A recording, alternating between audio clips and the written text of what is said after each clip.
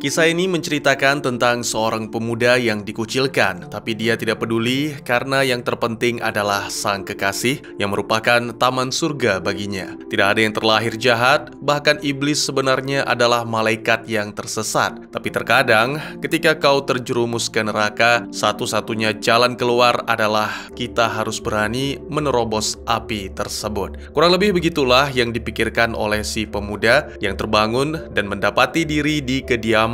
Dengan kondisi masih di awang-awang, si pemuda pun memutar musik kesayangan, lalu menyaksikan para penduduk di luar berdemo dengan penuh amarah, mengharapkan si pemuda mengalami nasib mengenaskan. Ya, apa yang sebenarnya terjadi? Selamat datang dan selamat berjumpa kembali bersama saya Teguh Gusto. Bagaimanapun kabar dan dimanapun kalian berada, tak selamanya yang terlihat buruk adalah jahat, dan sebaliknya, tak selamanya yang terlihat indah itu baik. Seperti biasa, saya akan bercerita tentunya tentang sebuah film yang mana kali ini berjudul Horns. Film ini dirilis pada tahun 2013, disutradarai oleh Alexander Aya, serta dibintangi oleh para aktor yang tentunya sudah kalian kenal. Baik, tidak perlu berlama-lama, langsung saja siapkan kopinya karena kita akan melanjutkan cerita. Ya, diketahui si pemuda bernama Ik dan si gadis yang merupakan kekasih bernama Merin, mereka adalah pasangan yang saling mencintai dan telah bersama sejak remaja. Namun sangat disayangkan, Merin kehilangan nyawa karena dihabisi dengan keji, dan sampai saat ini Ik-lah yang menjadi tersangka utamanya. Pengadilan tidak bisa menemukan cukup bukti untuk menuntut atas kasus tersebut. Inilah yang menyebabkan Ik menjadi sangat dibenci oleh warga kota. Kemanapun Ik pergi, ada reporter yang selalu setia mengikuti sekaligus mengintimidasi untuk memberikan keterangan tentang peristiwa tersebut. Karena kediamannya selalu dikepung, pemuda itu sering melarikan diri ke rumah orang tuanya demi mendapatkan sedikit ketenangan. Namun sayangnya, saat tiba di sana, yang didapat Ik adalah penghakiman dari keluarga, terutama ayah dan bunda, yang panik dan berusaha keras membebaskan Ik dari ancaman hukuman penjara. Yang lebih buruknya lagi, ayah dan ibu juga berpikir bahwa Ik adalah pelaku kejahatan itu. Beberapa saat kemudian, kakak laki-laki Terry menghampiri Ik yang sedang sendiri, berjanji akan selalu mendukung apapun yang terjadi. Satu orang lagi yang selalu mendukung dan percaya adalah sahabat Ik, Lee, yang sekaligus bertindak sebagai pengacara. Ya, Lee yang membantu dan mendampingi Ik dalam menghadapi kasus ini. Sayangnya ketika dua sahabat ini bertemu, Lee menjelaskan sebuah kabar buruk bahwa laboratorium forensik di mana barang bukti disimpan baru saja mengalami kebakaran dan semua sampel darah lenyap. Selain itu, polisi juga telah mendapatkan pernyataan baru dari seorang saksi misterius yang mengklaim sempat melihat Ik menyeret Merin ke dalam mobil pada malam pembunuhan. Adegan berpindah menampilkan malam harinya, ayah Merin, Del, dan beberapa warga yang mengenal Merin mendatangi rumah pohon di tengah hutan, tempat Merin ditemukan tewas untuk memberikan penghormatan. Suatu kebetulan, Ik juga berada di sana, tepatnya sedang bersembunyi di dalam rumah pohon dalam kondisi mabuk karena telah menenggak banyak minuman dalam beberapa jam terakhir. Ik sangat mengetahui bahwa diri tidak diterima di sana, karena Del juga menganggap pemuda itu bertanggung jawab atas kematian Merin. Kemudian, saat semua orang pergi, Ik yang kesal mulai merusak tempat penghormatan Merin, bahkan mohon maaf mengencinginya. Tiba-tiba, salah satu sahabat lama, Glenna, datang dan mencoba menghentikan agar Ik tidak memperkeruh keadaan. Gadis itu pun membawa Ik pulang, tapi memiliki maksud terpendam. Keesokan paginya, Ik terbangun dan menyadari bahwa dia bersama dengan Glenna. Saat masih mencoba mengumpulkan kesadaran, tiba-tiba saja dia merasakan ada sesuatu yang tumbuh pada dahi, dan ini membuat Ik sangat ketakutan, sehingga bertanya kepada Glenna apakah bisa melihat sesuatu yang aneh tersebut. Sayangnya Glenna menganggap tanduk itu bukanlah sesuatu yang aneh, dan dia malah mengungkapkan keinginannya, serta meminta pendapat tentang melahap donat yang tersisa. Bukannya tercerahkan, tapi malah tambah bingung, sehingga Ik pun pergi ke dokter. Di sana ia menjelaskan kepada resepsionis dan diminta untuk mengisi formulir. Di ruangan tunggu juga ada seorang gadis kecil yang tak henti-hentinya berteriak dan berusaha menghancurkan mainan. Merasa putus asa karena tak bisa menenangkan putrinya, seorang ibu yang duduk di sebelah Ik mengungkapkan keinginan yang sebenarnya, yaitu meninggalkan putrinya yang manja dan pergi begitu saja, lalu bercerai dengan suami dan melarikan diri dengan pelatih golf yang merupakan selingkuhan. Resepsionis pun juga mengungkapkan keinginannya untuk mencaci maki ibu dari gadis kecil yang tak berusaha untuk menenangkan putrinya, yang mana pada akhirnya terjadilah keributan dan Ik yang bingung pun pergi masuk ke ruangan dokter. Sayangnya keanehan tidak berhenti sampai di situ, karena saat berada di ruangan dokter, seorang suster mengungkapkan bahwa dirinya telah dikhianati oleh sang kekasih. Pada momen ini, Ik akhirnya menyadari bahwa semua orang mengungkapkan rahasia tergelap mereka kepadanya setelah berbincang dengan dokter yang juga mengungkapkan keinginan memanfaatkan keadaan untuk menggoda suster. Ik pun menjadi marah dan memprotes sampai akhirnya si dokter memutuskan untuk memotong tanduk Ik. Tapi sebelum itu, tentunya Ik akan dibius terlebih dahulu, yang mana membuatnya masuk ke alam mimpi tentang kenangan masa kecil. Di mana kala itu, Ik pertama kali bertemu dengan Merin. Momen ini terjadi di sebuah gereja, dan mereka saling bertatapan selama kebaktian. Setelah semuanya selesai, Ik menemukan kalung yang tercecer yang diyakini adalah milik Merin. Adegan kemudian berpindah ke mimpi tentang masa lalu yang berbeda ketika Ik dan teman-teman sedang bermain bersama, meledakan sesuatu yang mungkin tidak asing bagi anak-anak zaman bahola sebelum mengenal apa itu sosial media. Salah satu teman bernama Erik yang merupakan pemilik mainan mengaku akan menggunakannya sendiri untuk bersenang-senang. Karena Ik tidak terima, jadi Erik memberikan tantangan untuk meluncur menggunakan troli belanjaan. Dan ya, tidak ragu, Erik pun menerima tanpa menyadari bahaya yang menantinya.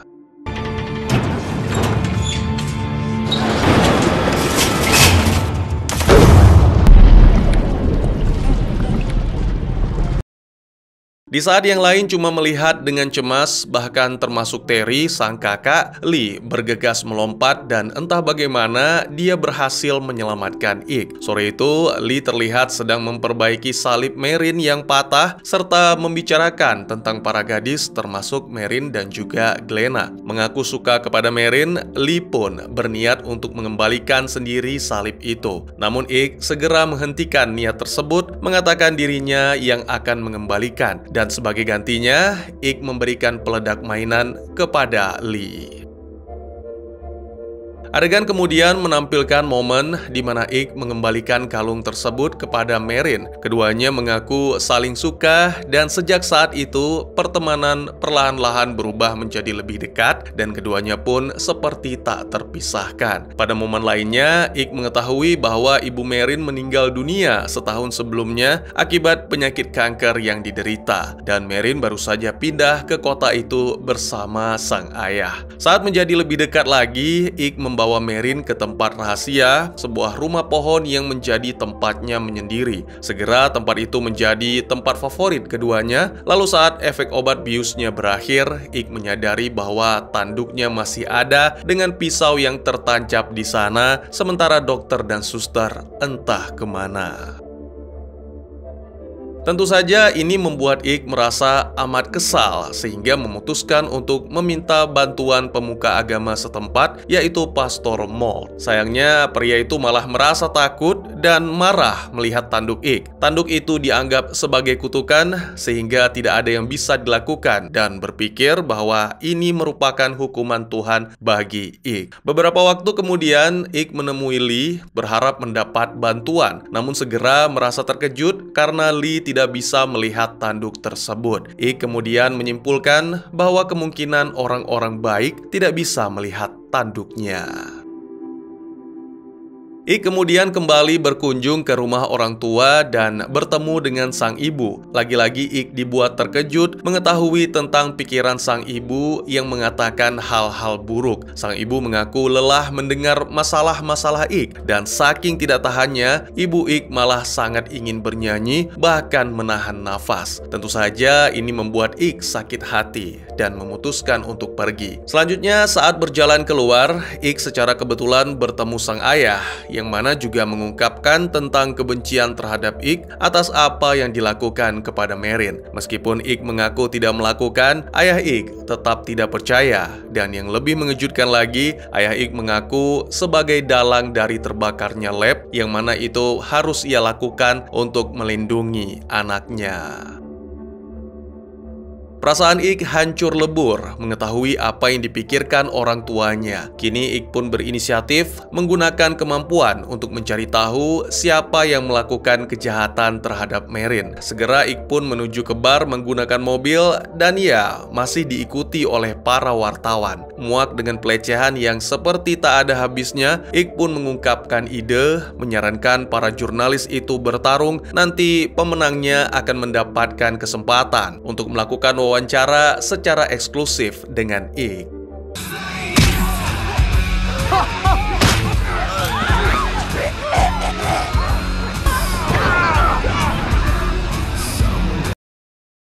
Secara mengejutkan, cara itu berhasil dan kekacauan pun terjadi. Sementara Ik, tanpa membuang waktu, segera memasuki bar dan menggunakan kemampuannya untuk memaksa para pengunjung mengungkapkan tentang pembunuhan. Awalnya semua diam, tapi sesaat kemudian satu persatu dari pengunjung bar mulai membuat pengakuan yang beragam. Bahkan sang pemilik mengaku ingin membakar bar yang dianggap sebagai sesuatu yang membelenggu. Saat hendak pergi, mendadak Ik mendapat informasi yang sangat berguna tentang seorang pelayan kafe yang mengaku melihat Ik bersama Marin pada saat malam peristiwa pembunuhan. Ya, kemungkinan orang itulah yang memberikan keterangan kepada polisi melihat Ik menyeret jasad Marin ke dalam mobil.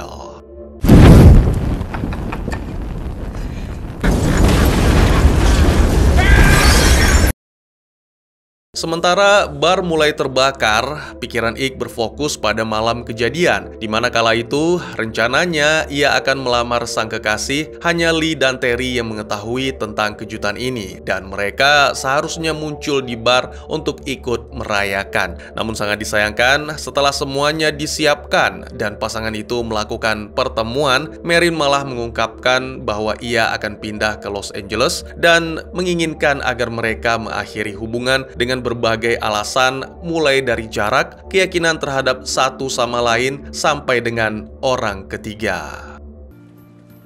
Answer me! How far is it gone? I want to know everything. It's gonna make it easier for me to hate you.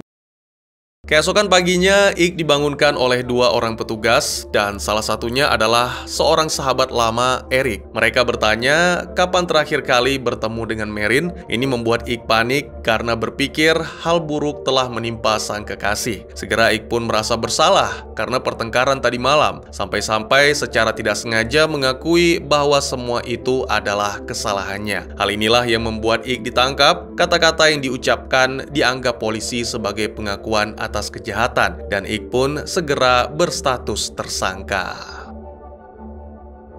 Kembali ke masa kini, Ik mendatangi kafe dan segera menemui waitress wanita yang dimaksud, yang bernama Veronica. Ik bertanya tentang alasan kebohongan yang ia ungkapkan kepada polisi. Sama halnya dengan orang-orang yang ditemui Ik, Veronica menjelaskan yang sejujurnya dan dengan arogan mengatakan bahwa semua dilakukan demi ketenaran dan muncul di televisi. Ik pun menginterogasi lebih lanjut, tapi Veronica menolak dan segera pergi.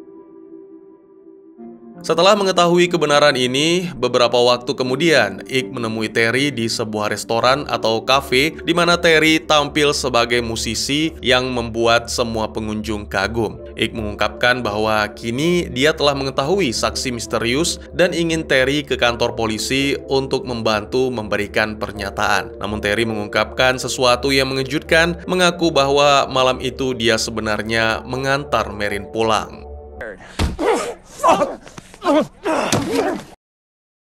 Tentu saja, Ike menjadi sangat marah dan segera menyerang Terry. Terry pun mencoba menjelaskan, tetapi yang keluar dari mulutnya adalah pengakuan-pengakuan lain. Jadi malam itu, setelah pertengkaran Ike dan Marin, Terry menawarkan untuk mengantar Marin pulang. Dan di tengah jalan, Marin memutuskan untuk turun. Terry berusaha meminta Marin kembali dan bahkan menunggunya di mobil. Terry yang dalam kondisi mabuk berat pun akhirnya tertidur. Lalu keesokan paginya ketika terbangun, Terry menemukan sebuah batu berlumuran darah di dekatnya. Hal ini membuat Terry ketakutan sehingga memutuskan untuk memeriksa ke dalam hutan. Sangat mengejutkan, di bawah rumah pohon ia menemukan Marin dalam kondisi tak bernyawa.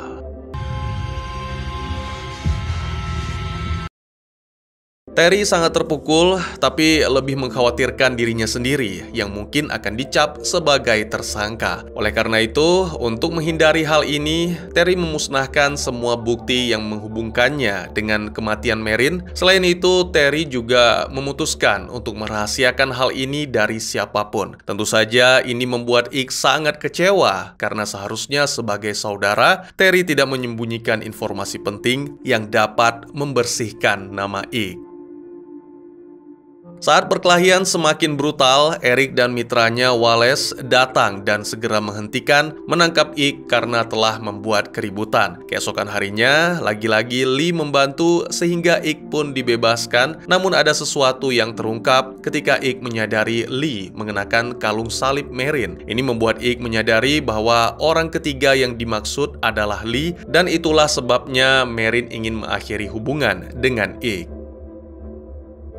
Sedih, marah, dan kecewa semua bercampur jadi satu. Ike berusaha menyingkirkan semuanya dengan mendatangi sebuah gedung tua dan sekuat tenaga menghantam benda apapun dengan tanduknya. Namun di tengah-tengah usaha tersebut, tiba-tiba saja Ike menyadari ular berdatangan mengepung dirinya. Ia segera mempersenjatai diri, tapi sesaat kemudian ia pun menyadari bahwa ular-ular itu tak berniat menyakiti. Sebaliknya, salah satu dari ular tersebut merayap ke tubuh Ike seolah menuntun agar menggunakan garpu tanah sebagai senjata. Di saat yang sama, hati Ike pun seketika dipenuhi akan hasrat balas dendam yang amat kuat terhadap orang-orang yang telah menzoliminya. Dimulai dari Veronica, yang mana malam itu setelah menyelesaikan shiftnya dan hendak pulang, tiba-tiba Ike muncul di belakang.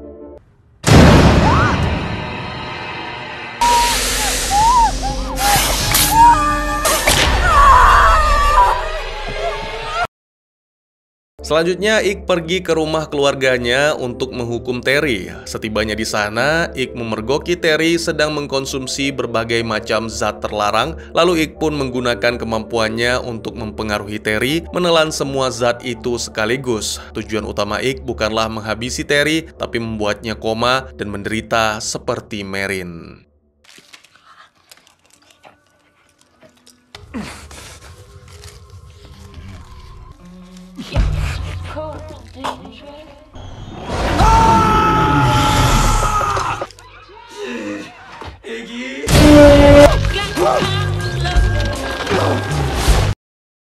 Selanjutnya adalah giliran Lee. Beberapa jam kemudian, dua sahabat itu pun bertemu dan di tengah-tengah pertengkaran, Ike mencabut kalung salib Marin dari leher Lee. Sangat mengejutkan, ternyata Lee kini bisa melihat tanduk di kepala Ike yang mana sekaligus mengungkap bahwa selama ini kalung Marin lah yang menutupi penglihatan Lee. Selain itu, Lee pun segera terkena pengaruh tanduk, membuatnya mengakui tentang pembunuhan yang dilakukan terhadap Marin. Ditampilkan suatu kilas balik, di mana terungkap bahwa Lee sebenarnya mencintai Marin dan sejak kecil telah memendam rasa iri terhadap Ike. Jadi pada malam kejadian, setelah pertengkaran, setelah Marin turun dari mobil Terry, Lee secara diam-diam mengikuti Marin ke hutan dan mengungkapkan perasaan.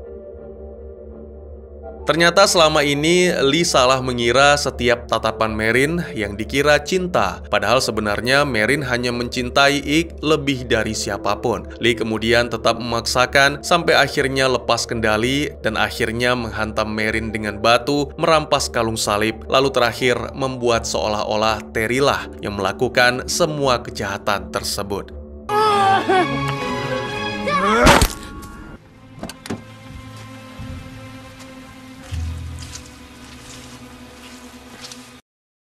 Tentunya Ik merasa sangat terpukul dan marah, sehingga terjadilah perkelahian yang berakhir dengan dibakarnya Ik.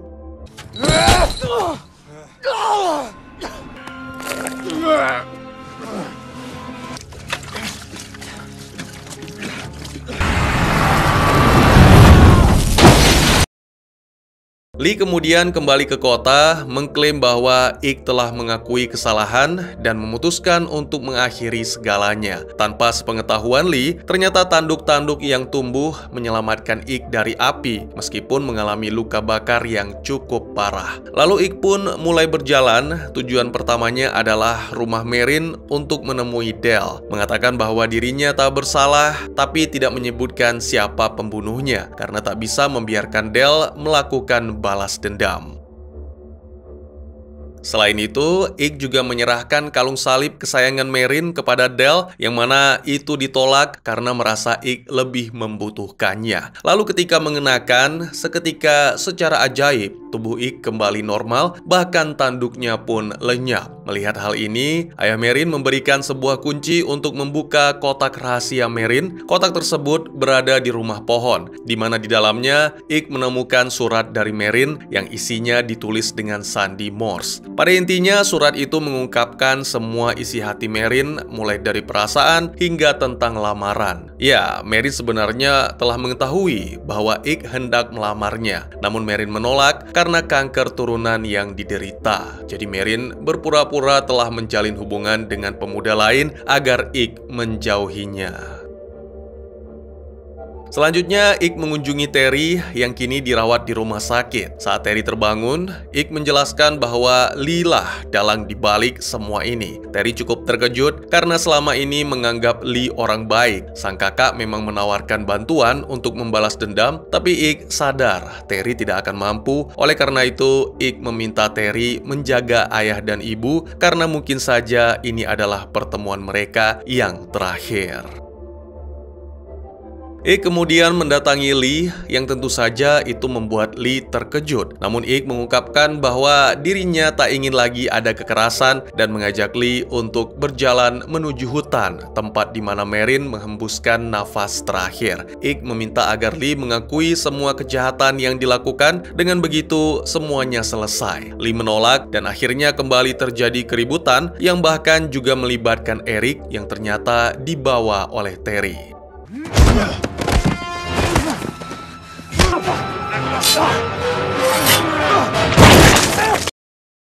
Dalam kondisi yang sangat tidak menguntungkan ini, Ik tidak memiliki pilihan selain melepaskan kalung Marin, dan seketika keajaiban pun terjadi.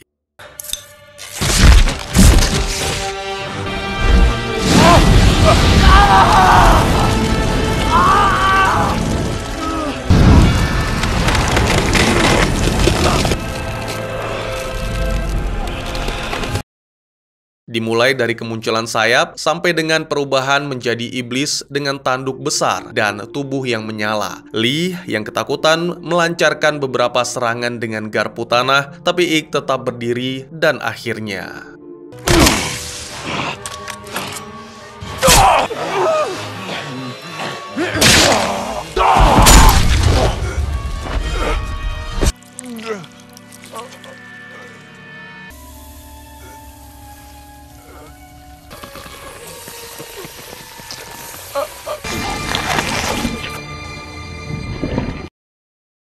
film pun ditutup dengan menampilkan tubuh Ik yang semakin melemah. Segera dia meminta Terry untuk menjaga ayah dan ibu. Lalu setelah itu, tubuh Ik yang membara berubah menjadi abu. Pada akhirnya, Ik dan tanduknya saling memiliki layaknya malaikat yang jatuh ke bumi dengan balas dendam yang menguasai. Tapi pada akhirnya lagi, Ik mendapatkan apa yang ia inginkan, yaitu bersatu kembali dengan sang kekasih. Dan tamat. Film ini tidak pernah menjelaskan secara gamblang bagaimana Ik mendapatkan tanduknya atau kekuatan apa yang sebenarnya ia miliki. Sebagai informasi, film ini diadaptasi dari buku dengan judul yang sama karya Joe Hill, mengisahkan tentang Ignatius Parrish yang berduka atas kematian sang kekasih Merin. Seperti yang saya ceritakan, sepanjang film ini Ik berusaha untuk membawa pembunuh Merin ke pengadilan, sementara sebagian besar penduduk kota percaya bahwa Ik-lah pelakunya. Sampai-sampai Ik sendiri meragukan ketidakbersalahannya. Terdapat hubungan yang jelas antara tanduk Ik dan tema-tema religius dalam film ini, dan sangat tersirat bahwa tanduk tersebut berasal dari kekuatan Tuhan atau iblis, atau keduanya. Meskipun terdapat hubungan yang jelas, sebagian besar implikasinya terbuka untuk interpretasi.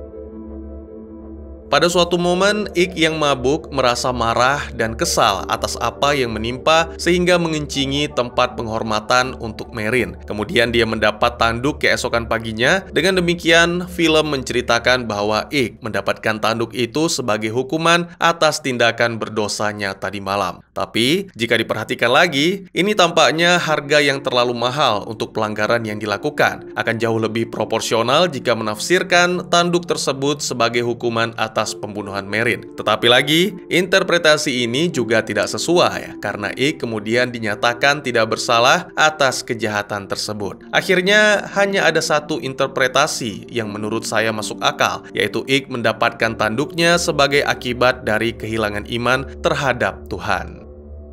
Ya, jadi ketika Ik meminta bantuan Pastor Mold untuk menghilangkan tanduknya, si pastor malah tidak ingin dekat-dekat dengan Ik. Dia mengatakan bahwa Ik telah terlalu jauh dari kasih dan karunia Tuhan karena menghabisi Merin, dan bahwa dia melakukan itu berarti sama saja dengan membuat diri berpaling dari Tuhan sehingga Ik dilempar ke dalam kegelapan.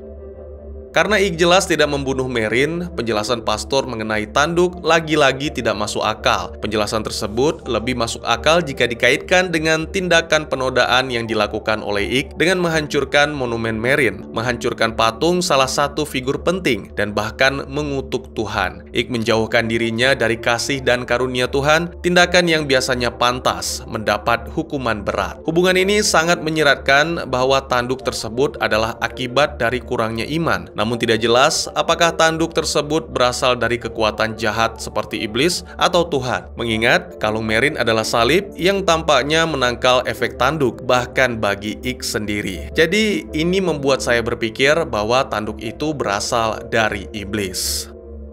Selain itu, tanduk Ik memberikan kekuatan yang biasanya dikaitkan dengan iblis, yang juga menyiratkan bahwa tanduk itu lebih masuk akal berasal dari neraka dibandingkan surga. Jadi tanduk itu memungkinkan Ik untuk menarik dan mengendalikan ular sebagai simbol umum setan, meyakinkan orang untuk menyerah pada keinginan atau nafsu mereka, yang lagi-lagi ini umumnya dilakukan oleh setan, dan melihat dosa-dosa di masa lalu. Tapi meskipun tampaknya hampir pasti bahwa Ik mendapatkan tanduknya dari iblis, ada beberapa indikasi bahwa tanduk-tanduk itu mungkin juga berasal dari Tuhan.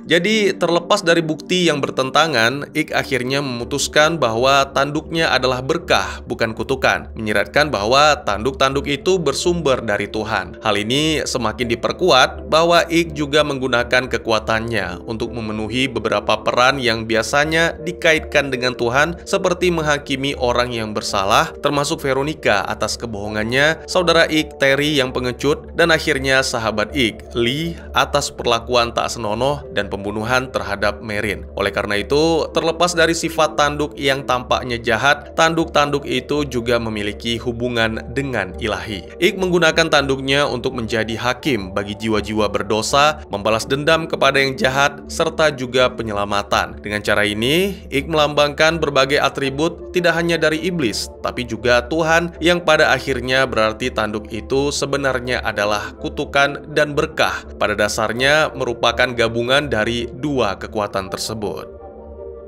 Saya pernah membaca dari suatu artikel yang mengatakan bahwa dalam beberapa agama, tanduk itu melambangkan kekuatan Tuhan dan kebaikan. Tapi juga ada yang mengatakan kekuatan musuh Tuhan atau kejahatan. Tanduk-tanduk itu mewakili kekuatan kebenaran sekaligus kekuatan kepalsuan atau keburukan. Ya, tanduk memang sering dianggap mewakili iblis yang sering digambarkan sebagai makhluk bertanduk. Namun dalam beberapa kasus, tanduk digunakan dalam upacara keagamaan dan juga merupakan simbol pesan Tuhan seperti tanduk Gabriel misalnya, yang merupakan utusan yang mana berarti tanduk merupakan kekuatan Tuhan. Sifat ganda dari tanduk Ik mungkin terlihat seperti kontradiksi dan bahkan seperti suatu kesalahan dalam cerita. Namun hubungan yang bertentangan antara Tuhan dan iblis sering ditemukan dalam film-film horor yang melibatkan unsur agama seperti malaikat dan setan dibandingkan dengan pemahaman agama pada umumnya. Film-film seperti Konstantin, The Prophecy, dan lain-lain sama-sama mengambil kebebasan dalam menggambarkan bagaimana penguasa surga dan neraka melakukan urusannya dengan manusia di bumi. Jadi, apa yang terlihat sebagai yang berlawanan dalam film ini sebenarnya jauh lebih umum dari apa yang kita kira.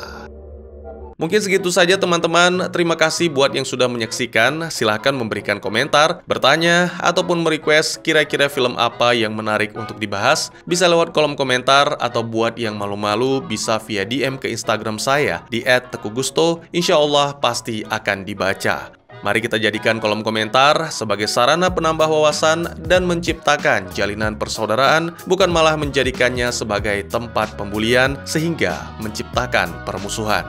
Jangan lupa untuk dukung terus channel ini dengan cara share, like, dan subscribe, karena dukungan dari kalian sangat berharga bagi saya demi perkembangan channel ini. Saya Gusto, sampai jumpa di video selanjutnya. Tetap semangat, tetap bersyukur setiap hari. Dadah!